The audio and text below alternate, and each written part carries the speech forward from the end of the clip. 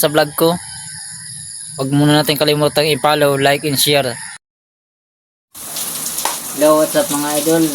For today's video, may share nga pala ako sa inyo.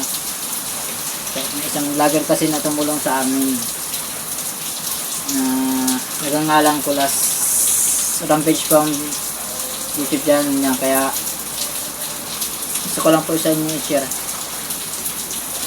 Ano po, siya po ang nagbigay sa akin ng inspiration, saka nag-inspire sa akin para maging vlogger. Yan.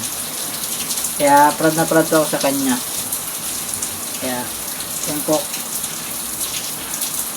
Kaya ako po ginamit ang video. Yung video po nila na ginawa sa amin, sunod ko po. Kaya panoodin niyo po yan. Okay, thank you. Let's go.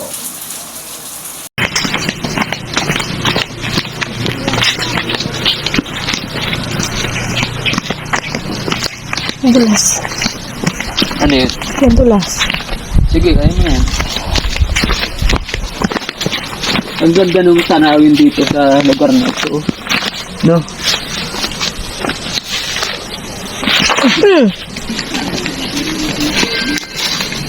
Ganda hapon po, kuya. Ganda hapon po sa inyo. Ako po si Kulas.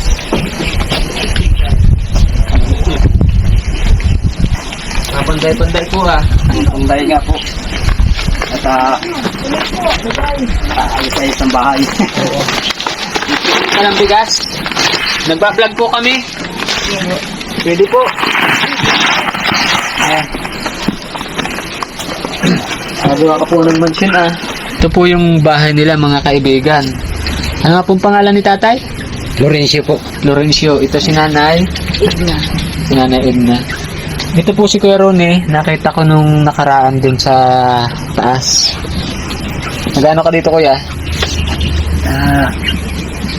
Gagamas-gamas po. Nagagamas-gamas.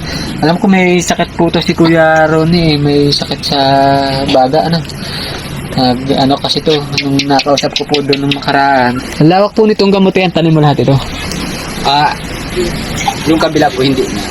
Yung kabila. Po sa parte. Oo. Ito po talaga ang bahay nyo. Talagang dito kayo nakatira.